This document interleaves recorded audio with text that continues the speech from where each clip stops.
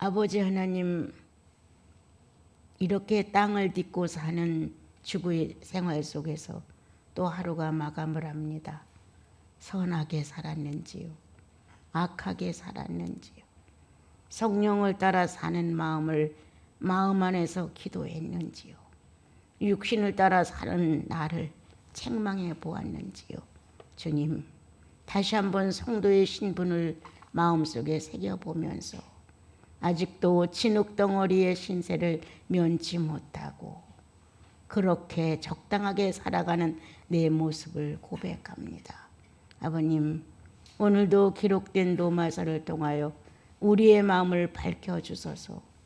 빛 대신 성령께서 모든 것을 조명하여 예수인답게 살아갈 수 있는 방향을 허락하옵소서. 각자의 믿음의 분량대로 주님을 사랑하고 경외하는 분수대로 주의 성령이 오늘도 축복하셔서 모든 영혼이 심신이 몽땅 다 건강하게 되도록 축복하옵소서. 예수님의 이름으로 기도합니다. 아멘.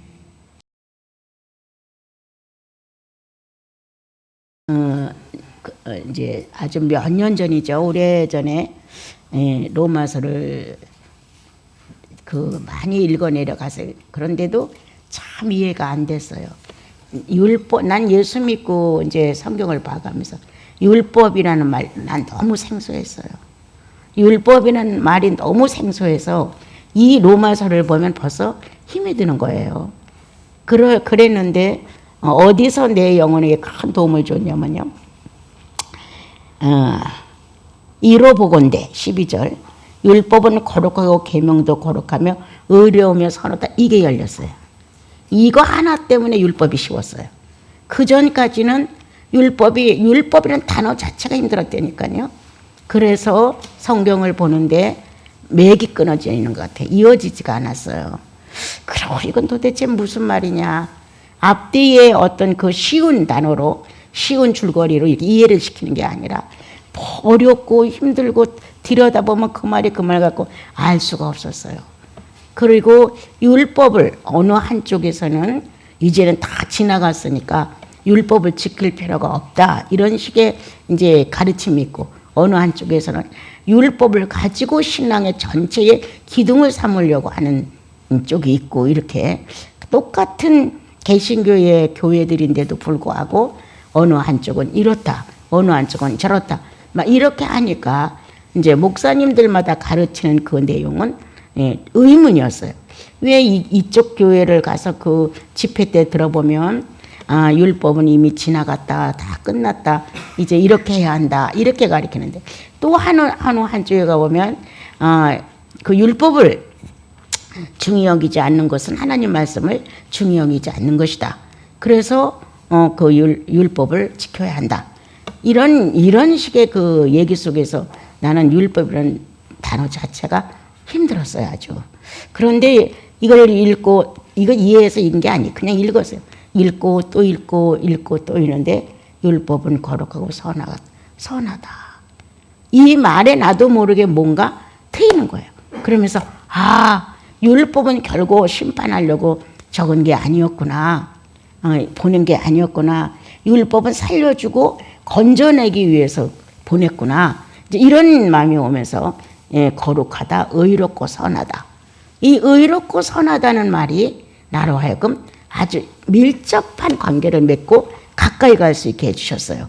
그래서 이거 어렵지 않은 거로구나, 이렇게 생각을 하면서 법은 하나님께로 가까이 갈 수 있는 길이구나, 이러한 것들을 이제 깨닫게 됐고, 10개의 계명과 율법은 몽땅 사랑의 신호등이다. 그래서 빨리 가면 죽어, 멈춰, 돌아가야 돼. 이렇게 내 인생 신앙생활을 이렇게 방향 제시를 해주시는 거구나. 절대 책망하고 징계하고 심판하려고 보낸 법이 아니로구나. 이렇게 나름대로 이거 율법은 거룩하고 의롭고 선하도다, 여기에서 내 결론을 맺은 거예요. 그래서 간혹 이 말을 그전에도 좀 많이 썼어요, 저는요. 율법은 절대 버릴 게 아니다. 안 지켜야 된다는 것도 아니다. 꼭 지켜야 된다는 것도 아니다. 복음 안으로 들어오면 일단 우리는 복음 안에서 탄생이 됐기 때문에 그 뒤로 율법은 생활의 기준이다. 그냥 생활의 기준이 되어서 이 정도는 예수 믿고 구원받은 사람은 죄로부터의 확신을 가지고 구원을 받았기 때문에 율법 안에서의 이러한 내용은 아주 자연스러워지는 거였거든요. 이걸 하지 말라, 이걸 하지 말라, 이걸 하지 말라, 이런 명령하여 움직이는 내용이 아니라 이렇게 하면 안 돼, 이렇게 하면 못 써, 이렇게 하면 성도가 아니지, 이렇게 하면 그 유전자의 혈통이 부끄러움을 당하는 거야. 이런 식으로 알려졌단 말이야, 이 안에서. 그러니까 자연적으로 그냥 자연스럽게 성경을 읽으면 뭐 하지 마라, 뭐 하지 마라, 이런 내용이면 당연히 아비가 자식을 위해서 훈계하는 거니까. 아버지가 자식을 위해서 자식이 가장 좋은 거를 줄 아는 게 아비잖아요. 부모잖아요. 그러니까 가장 좋은 거를 자기 자식에게 주기 위해서 어울리지 않는 것들을 잘라주는 거란 말이에요. 그거 하지 마라, 그거 하지 마라, 그건 안 된다, 이렇게. 그래서 사랑의 교훈으로 이거를 받았으면 성숙이 엄청 됐었을 텐데, 이제 유대 민족은 사랑의 어떤 교훈으로 받기보다는 그냥 하지마, 제재시키는 걸로 받아들여서 자존심이 상하기 시작했어요. 예, 다른 신들은 하지 마라 이렇게 하면서 어떤 심판의 증거도 그렇게 없는데, 유대인의 하나님은 하지 마라 하는 거를 계속 해나가면 하늘로부터 재앙이 떨어졌단 말이에요. 그 즉시. 그래서 많은 사람들이 여호와는 두려움의 하나님이에요, 벌을 주시는 하나님이에요, 이렇게 이제 인식을 했던 거예요. 자존심이 세워지려면 모든 게 형통하고 잘 돼야 되는데 잘못하면 재앙이 오는 거예요. 그러니까 이방인을 놓고 봤을 때도 우리들의 하나님은 분노하고 심판하고, 그러니까 자기들이 뻐길 게 없는 거예요. 자존심이 막 상하는 거예요. 이런 식으로 이제 율법을 생각하다가 끝내는 율법 없는 하나님을 찾았죠. 난 율법 없이 살 수 있어. 난 율법 없어도 내 양심의 법을 가지고 사람답게 살 수 있어서 율법을 배제했죠. 그렇게 배제하면서 하나님을 섬기는 것처럼 하다가 이제 눈을 더 크게 뜨고 이방신을 흠모했죠. 저 신이 더 좋을 것 같다. 잘못을 해도 책망도 안 하고, 잘못을 해도 회개할 게 없고, 저 신이 좋을 것 같다.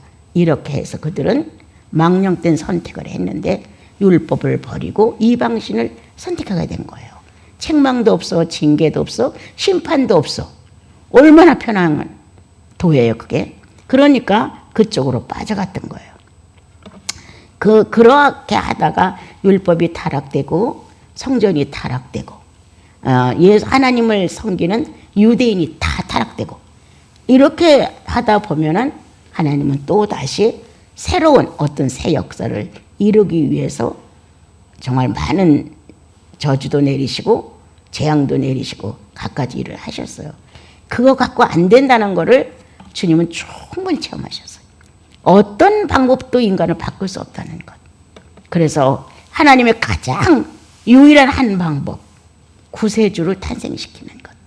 그것만이 인간을 돌이켜 놓을 수 있지 다른 것으로는 인간을 돌이켜 놓을 수가 없어요.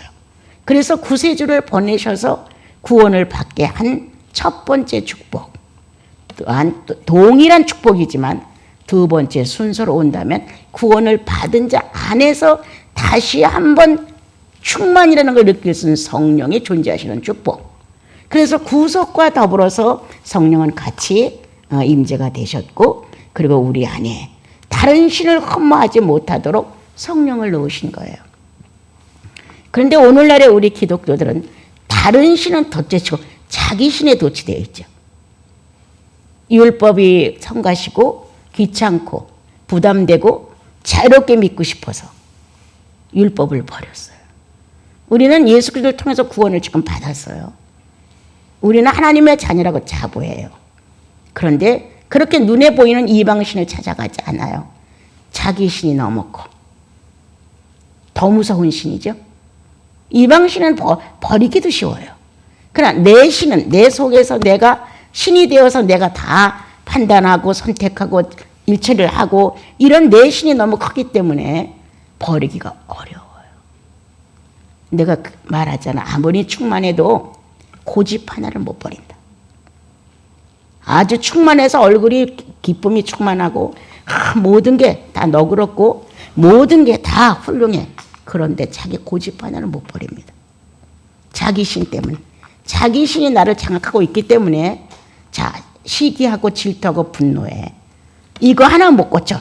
충만했을 때는 고친 것 같지만 실제로 살아다 보면 또 나와. 성령 충만하다는 이 충만에 속임수를 스스로 당했다는 거예요. 스스로. 난 충만해. 오늘 찬양을 부르니까 감동이 있었어. 말씀을 들을 때 뭔가 내게 은혜가 입혀졌어. 충만해 그렇게. 그러나 자 하나를 정복하지 못한다면 그 충만이 무슨 소용이 있느냐. 우리 냉정해야 돼. 주님 앞에서. 그 진리가 진리답게 행사를 할 수 없다면 내가 가지고 있는 충만은 무슨 의미가 있느냐 이거예요. 아무런 의미가 없죠. 이렇게 우리는 자기 신에 도취된 신앙을 갖고 사는 것이 아닌가.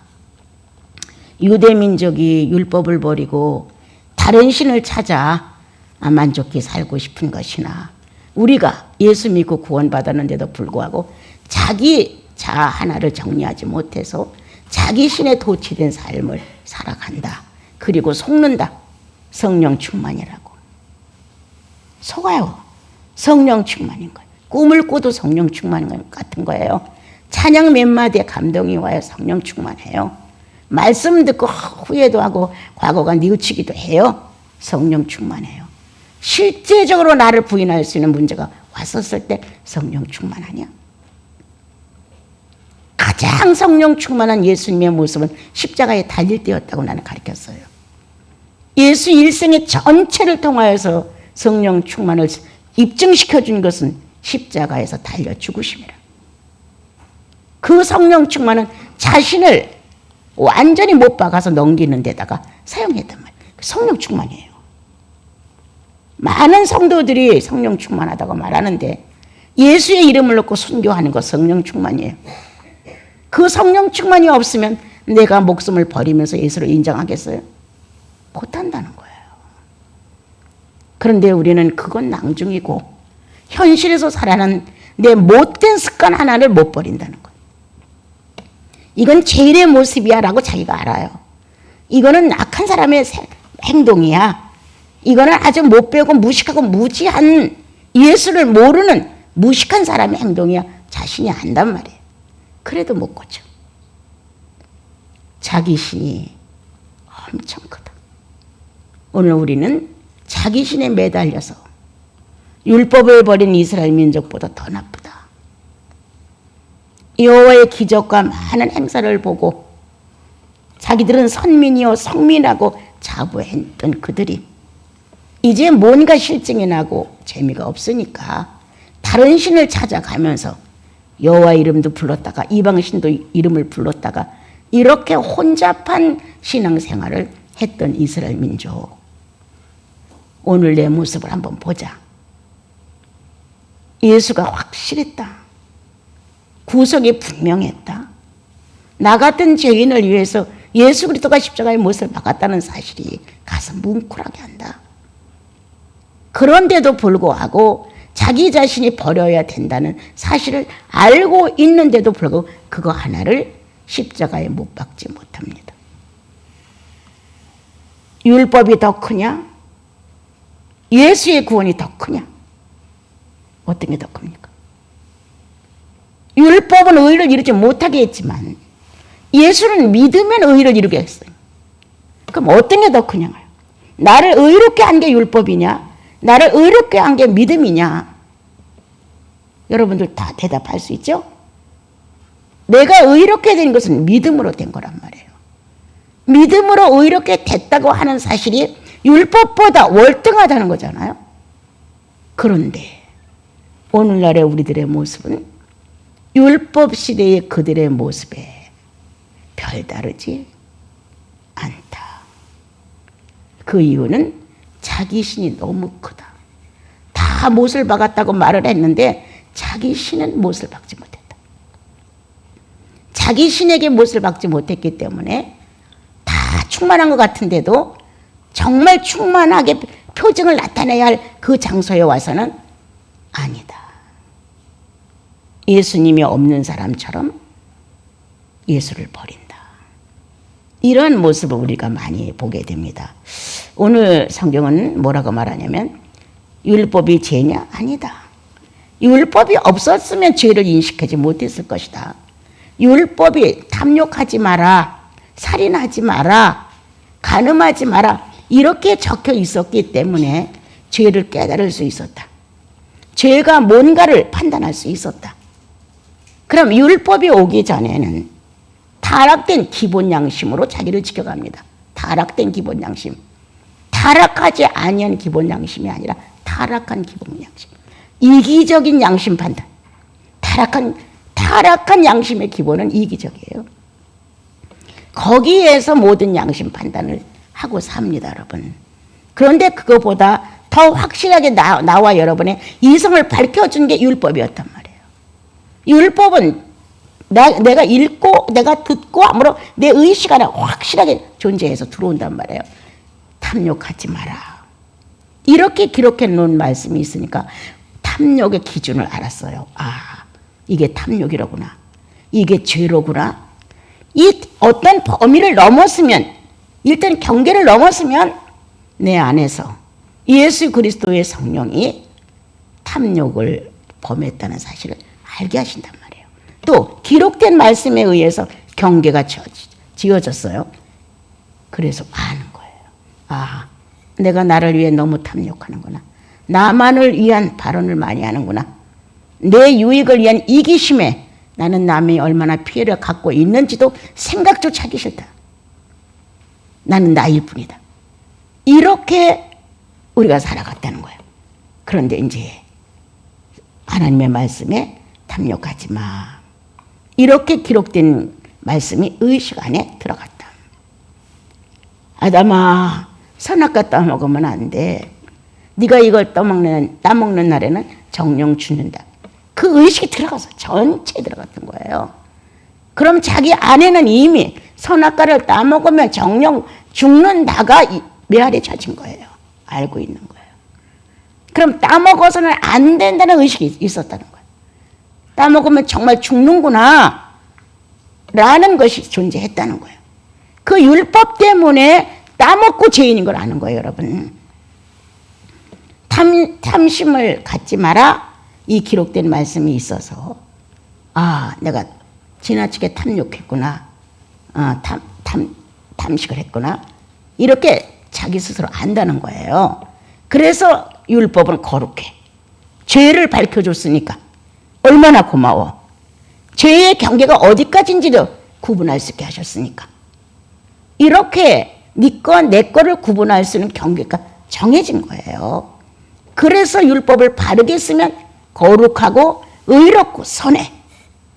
이렇게 멋있는 율법을 귀찮아, 거추장스러워, 왜 그렇게 자제가 많아? 이렇게 거부를 했던 거죠. 오늘도 똑같아. 성령은 이렇게 유대 민족에게 10개의 계명을 갖고 찾아오셔서 내 백성이라고 교육을 하시는데 성령은 더 많은 것을 가지고 나와 여러분의 영혼 안에 오셔서 너는 내 백성이야, 내 자녀야 라고 교육을 하시는 거예요. 그런데 듣기 싫은 거예요. 하나님의 번번이 와서 그건 내가 원하지 않는다, 나는 하나님이다 이렇게 하시겠어요? 아니죠. 첫째는 자기 안에 성령이 가르쳐준다. 첫째는. 둘째는 형제자매들이 가르쳐주는 거예요. 그거 바르지 않아. 그건 당신 너무 이기심이 큰 거 아니야? 당신 판단 틀렸어. 이건 누가 해요? 성도들이 해주는 거거든요. 그래서 나와 여러분은 어떻게 빠져나갈 수가 없는 거예요. 이거를 올무라고 생각하고 부담스럽게 생각하고 뭔가 나를 얽매이는 것으로 자기 부자유스럽다. 난 자유가 없다. 난 자유롭게 살고 싶다. 내 멋대로 내 뜻대로 이렇게 한다면 성령은 율법보다 더 조입니다. 우리를.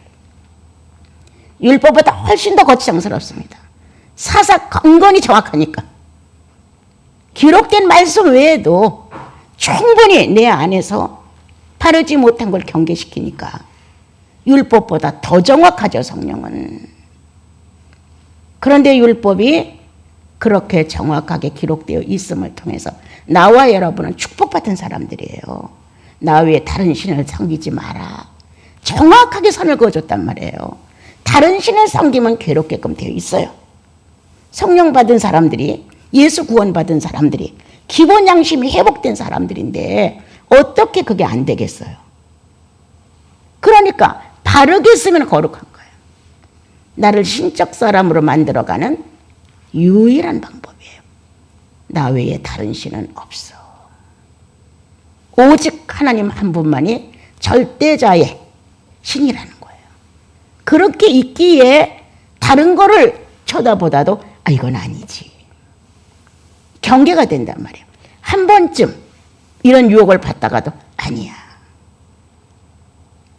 예수 그리스도 외에는 다른 신은 없어.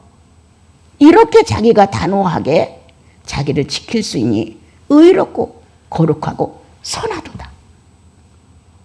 율법은 엄청 아름다운 것이거든요. 사랑의 교훈이거든요. 그런데 우리는 형제 자매들의 말이 시끄럽다. 싫다.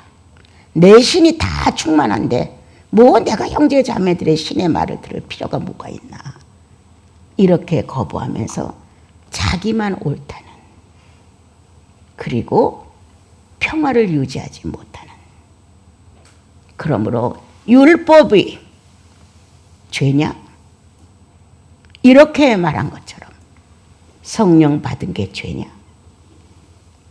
예수 믿고 구원받은 게 죄냐? 구원의 도를 바로 사용하지 못하니까 네가 늘 정죄의식에 시달리고 있는 것이고, 성령 충만을 바로 이해하고 바로 사용했으면 되는데 그렇게 하지 못하니까 네가 정죄의식에 시달리는 거 아니냐.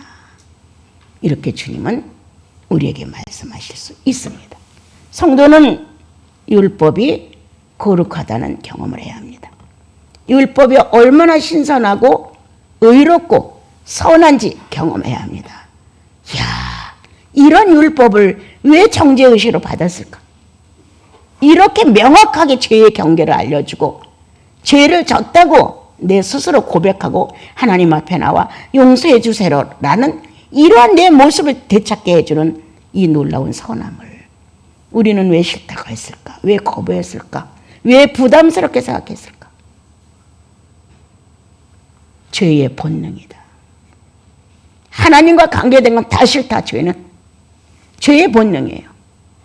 하나님이라는 분 자체가 싫지만 그분과 관계된 것까지 다 싫어요, 여러분. 그래서 거부하는 거예요. 형제 자매들의 소리가 옳아. 형제 자매들의 말이 맞아. 그런데도 싫은 거예요. 죄의 본능이죠. 하나님을 믿으면 반드시 그렇게 해야 돼. 하나님의 사람이니까 성령을 거스르지 말아야 돼. 알아. 그런데 거기에 응할 수 없는 것. 죄의 본능이다. 오늘 나는 구원을 받고 성령을 받았는데도 율법 이하라는 거예요. 율법 이하. 비참한 거죠, 우리가. 율법 이하의 생활을 하면서 율법까지도 거부하는 거예요. 탐욕하지 말라 했으면 이것이 탐욕인가 아닌가를 점검해야죠. 간음하지 말라 했으면 이게 간음인가 아닌가 점검해야죠.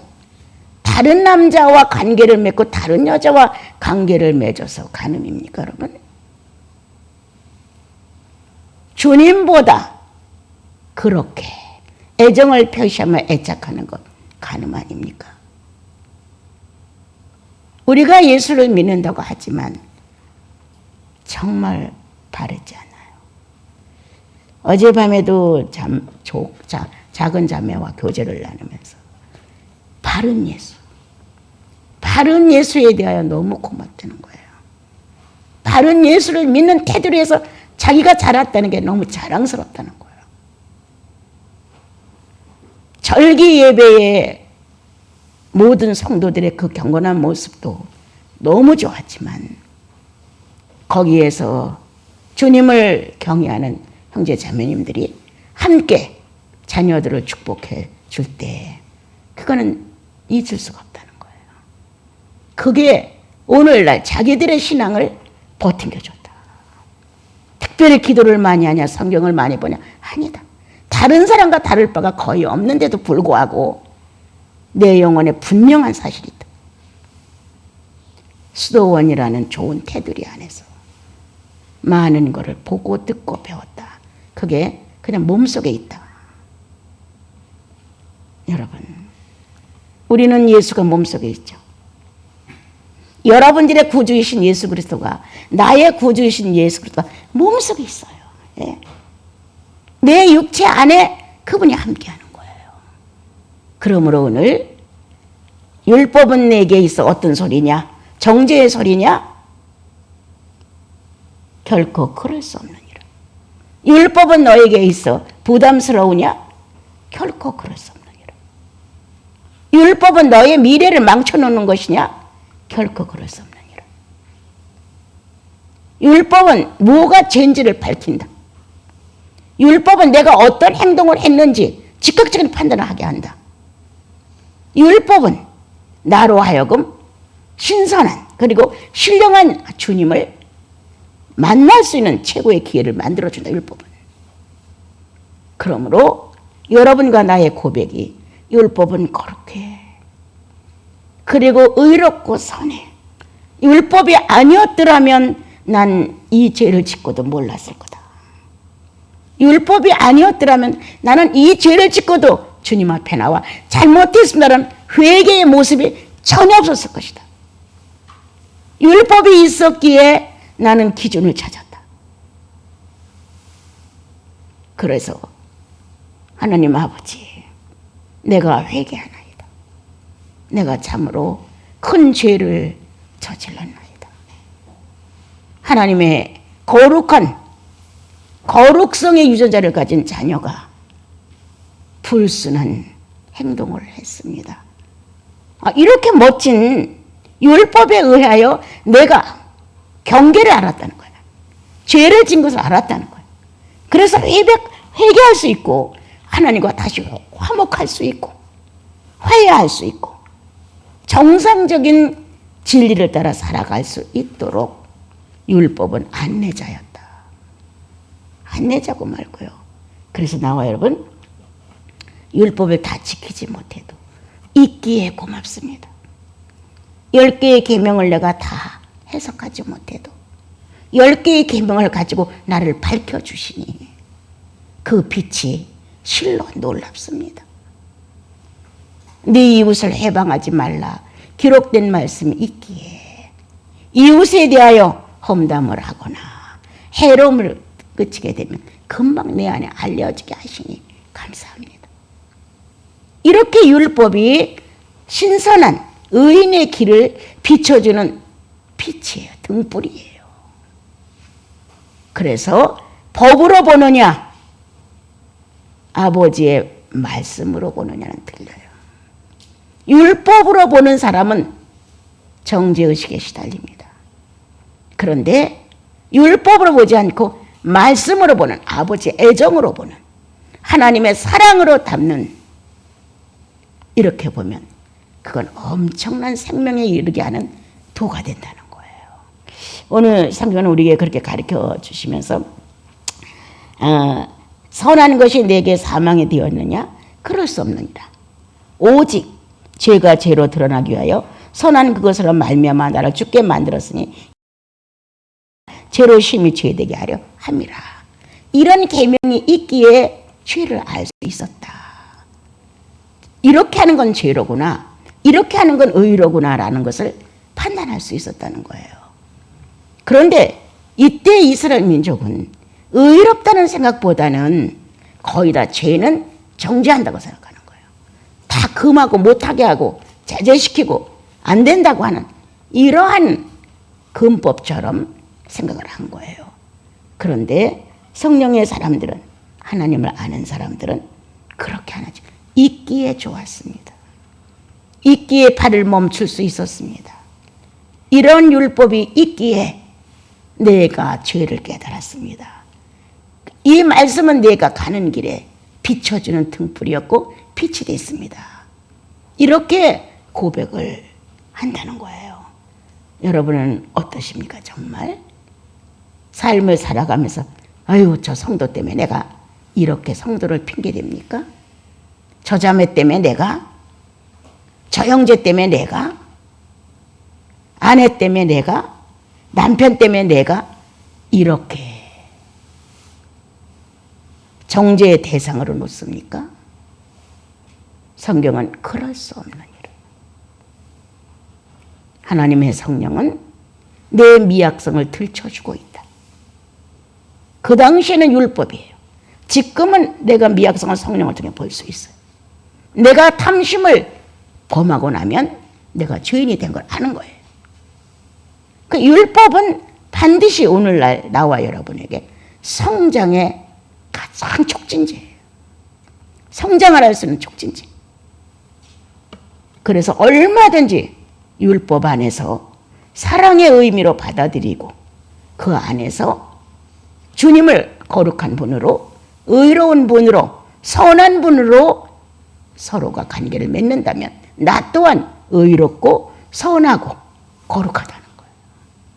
그러므로 성장은 무럭무럭 된다. 많은 하나님의 선지자들이 예수 그리스도의 일면을 다 봤어요.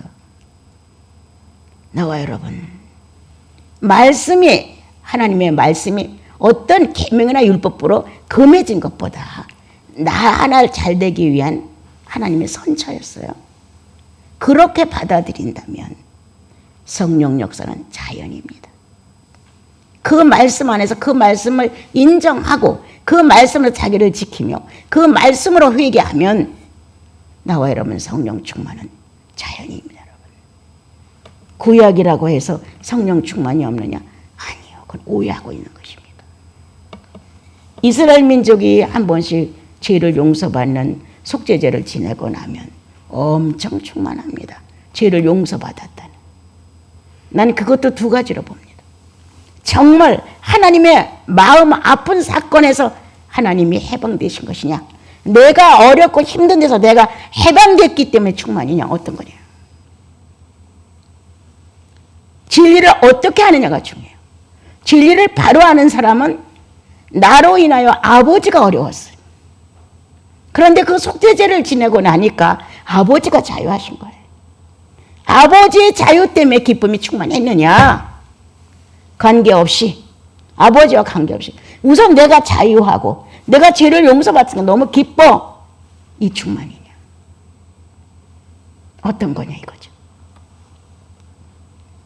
대부분의 나와 여러분의 판단은 아버지까지 생각하지 않습니다. 거의 다 나야. 야, 이제 살았다. 그렇게 무거웠는데 오늘 속죄제를 지나고 나니 아유 살 것 같아. 내 기쁨이에요. 그것조차도 이기심에 불타는 자기예요. 정상적인 예수냐? 정상적인 진리냐? 정상적인 영생이냐?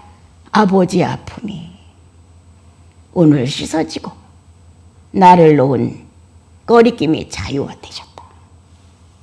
아버지 것이야, 아버지. 이게 정상적인 예수인이라는 거. 나는 우리가 예수 믿고 나서 야, 주님이 나를 구원해서 나야? 나를 위해서 구원하는 거야. 아버지 편에서 구원이지. 아버지 편에서 나를 구원해 놓은 거예요. 우리는 지금도 어린 자아를 가지고 있다. 몽땅 아버지는 나를 위해서만이라고. 아니, 나는 아버지를 위해서 존재해. 부부도 마찬가지예요. 아내가, 남편은 나를 위해서 희생해야 돼. 나를 위해서 뭐를 해야 돼. 이거 아니에요. 남편도 마찬가지예요. 너는 나를 위해서. 그래서 어디에 속한 사람들로 생각을 해서는 안 돼요. 남편은 아내를 위하여, 아내는 남편을 위해 필요한 거예요. 주님은 나를 위하고 나는 주님을 위하고, 이런 상대적인 사랑의 상응이 있어야 아름다움이 되는 거지. 남편의 어떤 것은 당연히 나를 위해서 해야 되는 걸로, 아내의 저런 것은 당연히 나를 위해서 하는 걸로, 이거 예수의 법도에 없습니다, 여러분. 그리고 네가 2개를 했어, 나도 2개만 한다. 당신이 나에게 5개를 줬어, 나도 5개만 준다. 이런 것. 우리는 아직도 주님에 대한 이러한 너그러움과 구속의 충만함을 이해하지 못하고 있는 거죠. 내가 구원받아서 기쁜 거예요. 다들 내가 구원받았어. 잃어버렸던 나를 찾은 아버지의 기쁨이 아니고 그걸로 돌아가지 않아요. 그건 어디 갔든 간에 오늘 내가 구원받고 천국 백성이 됐으니까 내가 기쁜 거예요. 내가 그 구원받았어. 어릴 때는 이럴 수가 있었다. 판단이 부족하고 깨닫는 것이 부족했을 때는 이럴 수가 있었다. 그러나 성령은 나를 돌려놓기 시작하신다. 누구를 위하여? 하나님 아버지를 위해서. 그러므로 나와 여러분은 모든 소유권이 그리스도 안에 있으면서 내 소유가 된다는 사실을 깨닫게 된다. 그래서 주님은 자신 있게 당신들은 내 안에, 나는 당신들 안에 있어. 얼마나 멋있는, 정말 일치를 이룰 수 있는 연합의 극치를 달리는 동등거래 합의를 설명했어요. 나는 당신들 안에, 당신들은 내 안에. 이렇게 멋진 주님의 말씀이 있지요. 자, 그리고 이제 우리가 14절로 이제 여기 다 이제 그냥 내려갑시다. 비슷한 말씀이니까. 우리가 율법은 신령한 줄 알거니와, 예, 나는 육신에 속하여 제 아래 팔렸도다. 이렇게 됐어요. 자, 정말 구원을 받고 이 내용을 지금 쓴 것일까? 구원을 받기 전에 이 사람의 상태를 고백한 것일까? 이거 그냥 읽으면 구원 안 받은 사람 얘기 같아요. 계명이 나와 율법이 나와 죄에 팔렸어. 나는 너무 고통스럽다. 지금 어렵다. 누가 나를 이 죄악에서 구원해내랴. 막 이렇게 말한단 말이에요. 여러분, 구속을 받지 않으면 죄의 감각이 없습니다. 구속을 받은 사람만이 죄의 감각이 있습니다, 여러분. 여러분들이 아무리 예수 잘 믿는 것 같아도 죄의 감각이 없다면 구원받지 못한 겁니다. 그것도 지나가는 말로 내 잘못했지 이 식이 아닙니다. 죄를 용서받았을 때의 경험들이 있습니다, 여러분. 그러므로 나와 여러분은 현실을 살면서 성령을 거스린 죄에 대해서 예민하게 다가옵니다. 어떤 것보다도. 아무도 모르는데 내 양심은 알아. 이렇게 나와 여러분은 성령을 통하여서 반드시 죄가 살아나야 돼. 그래야 고백을 해. 죄를 정죄로 묵지 말고 죄가 살아나야 주여 내가 죄를 졌나이다. 내가 잘못했습니다. 내가 죽을 죄를 졌습니다. 뭔가 자기를 복종시켜. 나를 복종케 하신 그분 앞에 가 나를 복종시킵니다. 이렇게 했습니다. 성령이 들어오지 아니하시면 결코 죄를 발견하지 못해요. 여러분 회개 없는 거 돌아보십시오. 나는 왜 회개가 없는 사람인가? 돌아봐야 돼요. 여러분들 사생활 중에 회개가 없다면 어둠이에요.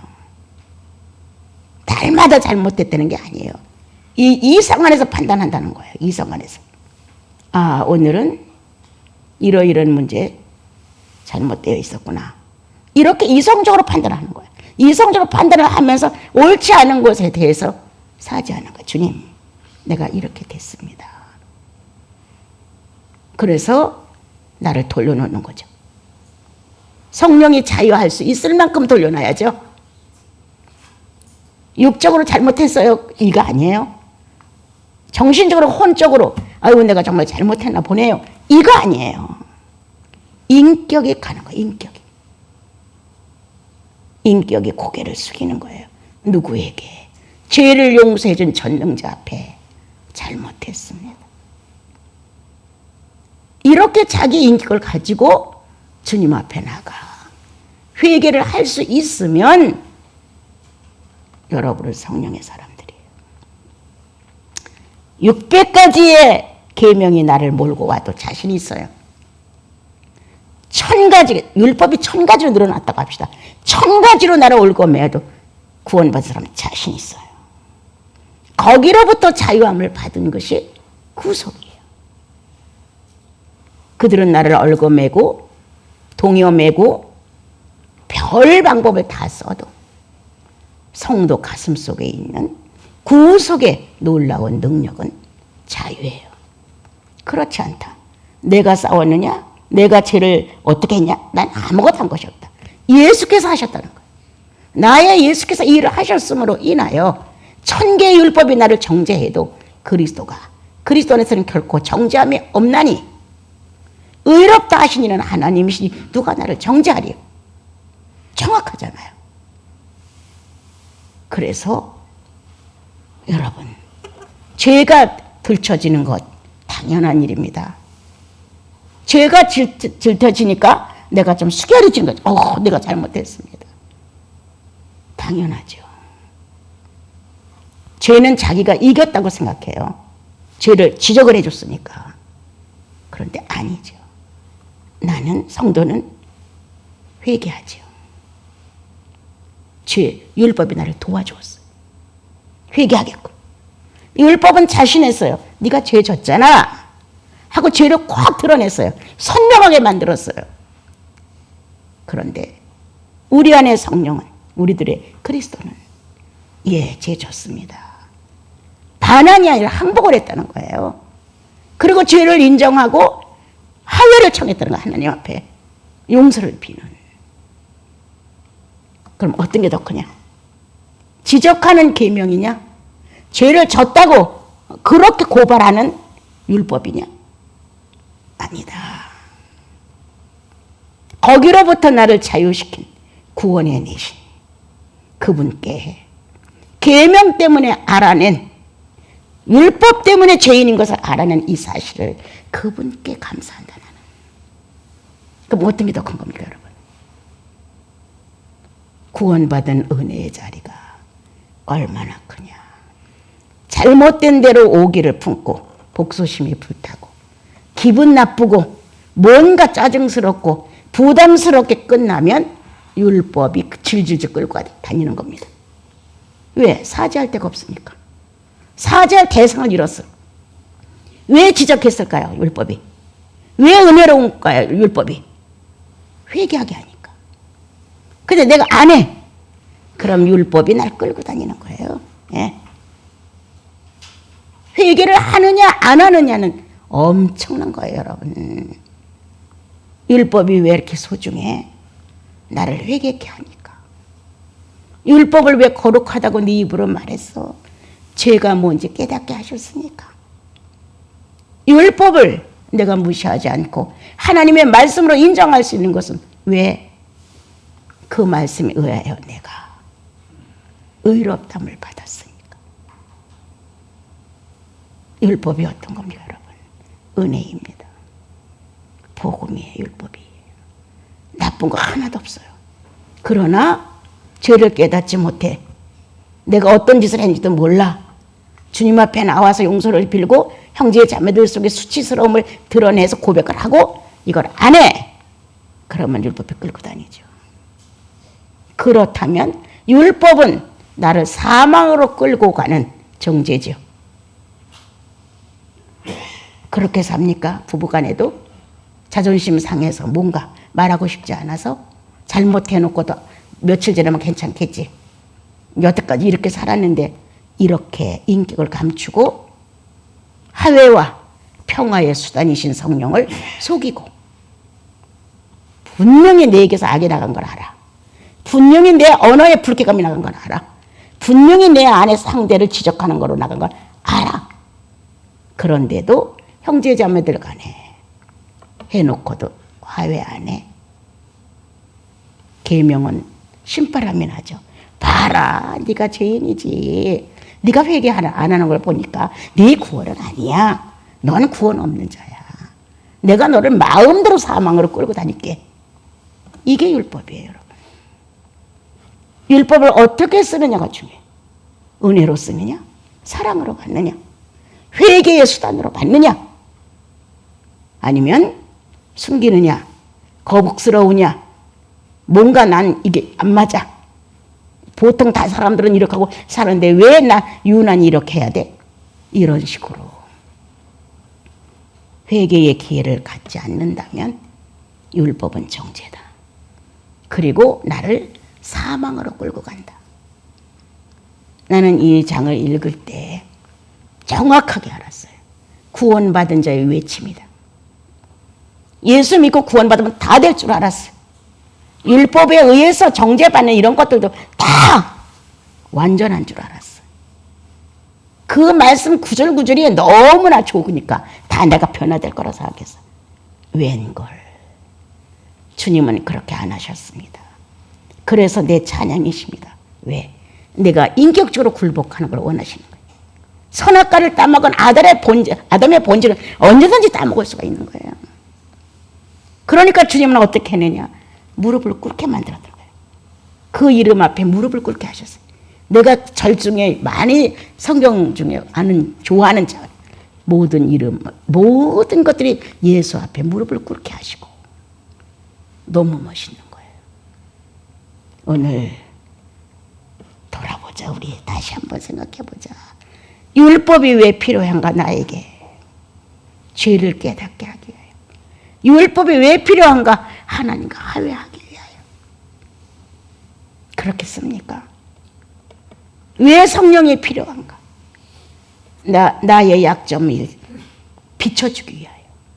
성령이 왜 필요한가? 나를 인정하기 위하여. 죄를 졌음을.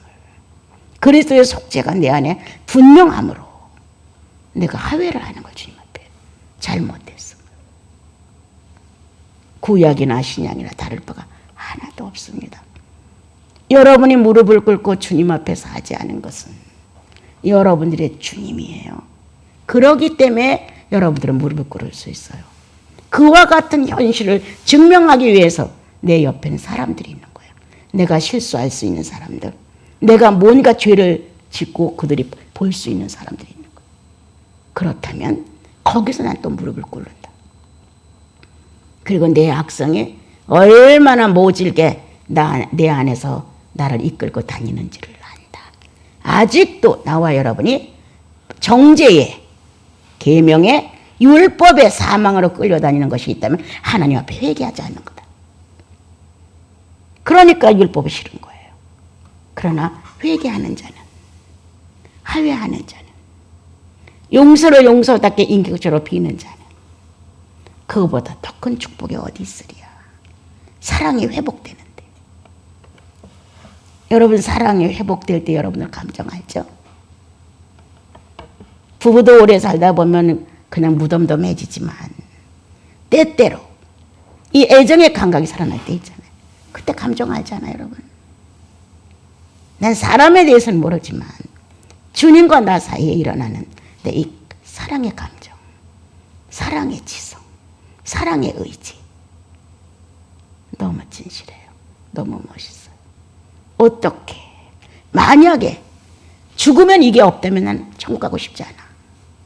정말 죽어서 내가 주님에 대한 사랑의 감정, 사랑의 지성, 사랑의 의지가 없다면 난 천국 가고 싶지 않아. 이게 존재함으로 인하여 여기서도 육체를 가지고 실감해. 그 나라 가서 영으로 실감해. 주름 잡힌 것도 흠도 점도 없는 깨끗한 순결 속에서 사랑이 오고 가. 이거 어떡해. 여러분 이거 어떡해요. 그러므로 바울은 이렇게 말했다. 앞으로 나타날 영광과 지금의 고난은 좋게 비교도 안 된다.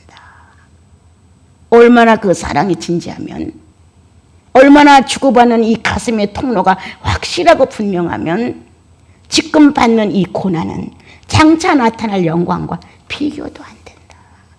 이게 거짓말일까? 아니죠, 여러분. 거짓말을 그렇게 써서 수천 년간 성경으로 내려올 수가 있겠어요, 여러분?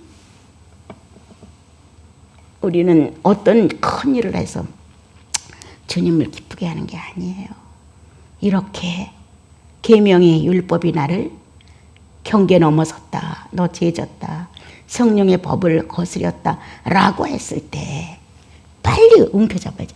예, 그렇습니다, 고맙습니다. 그리고 하나님 앞에 나와 회개의 통로를 열어야죠. 다시 한번 사랑의 손길로 나를 어루만지시는 주님을 실감해야죠. 그리고 내 형제 자매들 앞에서 그 사랑받음이 확실하다면 당연히 용서를 빌어야죠. 당연히 빌어야죠. 회개 없는 사람은 알아요. 빳빳해요. 빡빡하고 주님과 화해가 돼서 회개가 있으면 부드럽잖아요. 유하잖아요. 오늘 나와 여러분 율법을 어떻게 쓰느냐? 의로우냐? 거룩하냐? 선하냐? 아니면 사망으로 끌고 가냐? 정죄하냐? 부담되느냐? 어떤 거냐 이거예요. 그리스도가 어떤 분인가를 깨달은 바울은 자기가 예수를 믿고 죄가 어떤 것인 것을 알고 나서 하루아침에 은혜 안에서 완전한 성숙인 줄 알았는데 아니었다는 거예요. 심령 안에 존재하는 내 안에 죄의 본성이, 본질이, 본능이 아직도 육체 안에서 존재한다는 걸 알게 된 거예요. 그래서 그가 야, 내가 정말 곤고하구나. 내가 율법에서 복음으로 돌아왔을 때는 세상 만사가 다 해결된 것 같았는데 살아가면서 내 자신을 보니 여전히 복음으로 해방이 됐는데도 불구하고 율법의 정죄를 받을 짓을 내가 하고 있구나. 한 수 크게 깨달았죠. 그래서 그분이 이것은 성령으로만 된다고 자백을 하셨습니다. 여러분. 오늘 나와 여러분 예수 믿고 나서 은혜가 충만할 땐 다 될 것 같죠? 아니에요. 정신 차려보면 아니에요. 그대로 있어요. 이제부터 내 의지로 선택하는 거예요. 이제부터. 거기까지 주님 나를 인도했어요. 십자가의 보혈로. 그 다음부터는 성령이 오셔서 내가 하나님에 대해 무지하니까 성령과 더불어 합의해서 이제 인격적으로 선택을 배우는 거예요. 이렇게 가기 위하여 주님은 오늘도 뜨거운 역사를 아끼지 않고 하신다. 여러분, 좋은 시간 많이 있을 때 주님 사랑해 보세요. 그 어떤 행동을 하려는 게 아니에요. 심령을 바치라는 거예요. 어제도 진주에서 오신 우리 장로님과 같이 얘기를 했어요. 절대 기도는 뭘 받으려고 해서는 안 됩니다. 기도는 나를 드리는 겁니다. 어떻게 하면 내가 주님께 드려질까? 5분도 좋고 3분도 좋습니다. 내가 쉬어야 됩니다. 마음만 활동을 하면 됩니다. 이제 그런 얘기를 하면서 그렇게 내가 드려지는 어떻게 하면 드려질까? 한순간에도 얼마나 주님 한 분만을 사랑하면서 그걸 드려질까? 드려지는 걸로 하다 보면 부족함을 느낀다. 아, 내가 이렇게 부족해서, 내가 이렇게 어리석어서, 내가 이렇게 연약해서 하고 회개도 나오게 된다. 내 약점이 막 발견되기 때문에 그렇게 이제 익숙해지면 그분을 통하여 성령의 감동, 이런 감각으로 받지 않는다. 의지로 떨어진다. 의지로 정확하게 이 안에 그분이 내게 당신을 알린다. 나는 받는다고 표현한다. 그거를. 나는 오늘 그리스도를 받는다. 그래서 여인이 처녀가 잉태하여 아들을 낳으리니 라는 말씀으로 아기의 생명을 받아들인 마리아처럼 나도 오늘 예수님을 받는다. 이렇게 그분을 뵙니다. 잉태하는 거예요. 이 안에. 그래서 드린다. 그리고 관계가 원만해지고 이 내가 잡다한 내가 다 조용해지고 이 마음만 주님께로 자꾸 뜨거운 사랑에 움직여지면 그 다음부터 나는 그분을 받아낸다. 그래서 받아내는 그림도 이렇게 노트에다가 그려놓은 데가 있습니다. 여러분, 오늘 나와 여러분 정말 멋있는 예수인들이에요. 당신들이 얼마나 주님이 기뻐하시는 줄 알아요? 그런데 그렇게 이기심에 불타고 그냥 욕심에 불타고 이렇게 지저분하게 살지 말고요. 정말 예수님처럼 우리가 한번 이렇게 좀 겸손해도 보고 좀 온순하게도 보고 좀 사랑을 속삭이는 이러한 내부가 되어서 주님께 드려지는 음성조차도 좀 아름답고 부드럽게 되기를 좀 갈망 좀 해 주십시오. 육체 떠나면 이건 못해요, 여러분. 육체 있을 때 목소리도 예쁘게 주님께, 이 안색도 예쁘게, 모든 내 사지백체의 움직임이 예수님을 상대로 움직여 보세요. 예뻐져요. 그렇게 되기를 참으로 원합니다.